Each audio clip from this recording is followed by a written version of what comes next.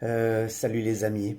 Une conversation avec des amis qui aimeraient éventuellement s'installer en Bulgarie m'a poussé à faire cette petite vidéo, notamment sur le niveau des salaires en Bulgarie, parce que j'aimerais rétablir quelques contre-vérités, ou en tout cas erreurs d'appréciation et de jugement, qui sont aussi colportées notamment par les médias français quand ils parlent des pays de l'Est en disant oui, en Bulgarie, le salaire minimum est de 545 euros, hein, qui est vrai, ou en Roumanie, etc., etc. Donc je voudrais étayer mes propos à l'aide de plusieurs exemples de revenus pour vous montrer que pratiquement personne ne propose des jobs au salaire minimum. Alors le salaire minimum déjà c'est vraiment comment dire, c'est franco-français parce que même en Allemagne il y a quelques années en arrière le salaire minimum n'existait pas. Donc voilà, donc c'est assez répandu en France. J'ai regardé en regardant mon comment dire, sur Internet qu'il n'y avait que 15% de la population française qui touchait le SMIC. Ça m'a d'ailleurs étonné, j'aurais plutôt pensé que c'était 50%.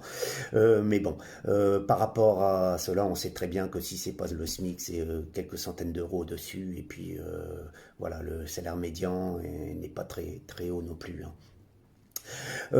Donc voilà.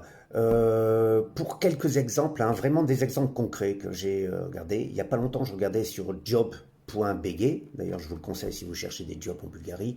Il y avait une annonce pour un poste de vendeur chez Decathlon, hein, donc débutant chez Decathlon.